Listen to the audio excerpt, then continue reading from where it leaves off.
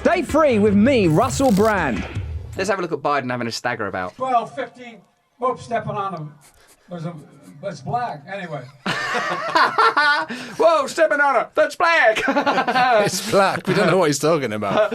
Yeah, because obviously, whatever that was, it would have voted for him for sure. Because if you don't vote for Joe Biden, you ain't black. And that was black. So, ergo, by the maths of Biden's mind, that's a Biden voter right there, certainly in terms of the palette of colours available to our kind. But we're going to look at the midterms in terms of, in the context rather, of donors and lobbying. What do you want to point out, Gal? Well, we were talking earlier about ultimately how these midterms are funded and how they're lobbied for, how these parties make their money. We've talked already about how $10 billion is being spent on these midterms, most ever. And the 50 biggest donors have collectively pumped at least 1.1 billion of that to both sides. So billionaire investors, from shipping magnates to casino moguls, they skew mainly to Republican, but they also affiliate with both parties. So I think in terms of percentages, billionaires make up 20% of total Republican donations compared with 14.5% of Democratic donations. So, there's about 5% in it. It's pretty much you are getting huge billionaire donors who you would imagine have some influence on what these parties then go on to do, massively funding to both sides. Significant portion of their donations come from billionaires. Yep. 10% of the total donations constitutes donations that are made to both parties. So there's a significant amount of investment that can cater for and handle either potential outcome.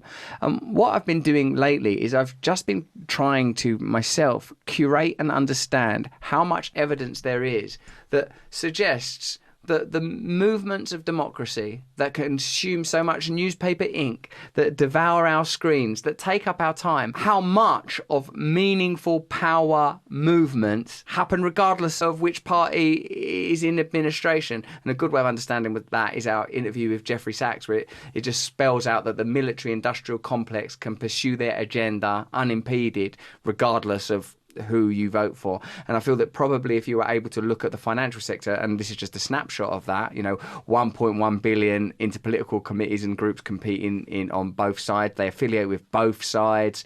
20% of total Republican donations are from billionaires, 14% of Democrat donations. That's one sort of class or group, a very small group of people providing a disproportionate amount of the funding in order to exert influence. Yeah. On top of that, just to jump in, federal lobbying is on track to spend record amounts in 2022, receiving over $2 billion during the first 2 quarters of the year. That is Pharmaceutical Research and Manufacturers of America were in the top 4. We imagine that's going to contain many of those big pharma companies that we talk about so often. Meta and Amazon also remained in the top 10. Big banks are also donating millions on behalf of both the Republican and Democratic candidates that they will believe help them slash regulations and preserve predatory practices. So at a time again when Americans are suffering, banks are lobbying both parties to receive favourable regulation. So, it's not going to help, is it, the ordinary person? The point of democracy is not to provide alternatives, it's to preserve the system, and the system is a financial one, a corporate one, and you can just hear from these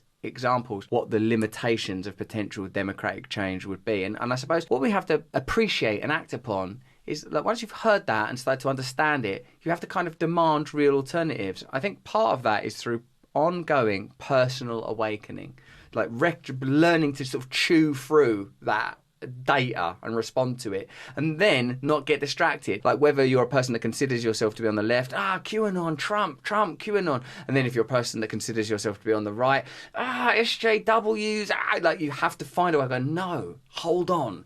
Whilst these issues feel important, I know there's something more important that is less easy to identify, and it's the movement of financial and corporate power and the way that in alliance with the state are able to continue to pursue an agenda regardless of what seems to happen politically. I do have to keep saying it. Watch entire episodes on demand for free at rumble.com/Russell Brand.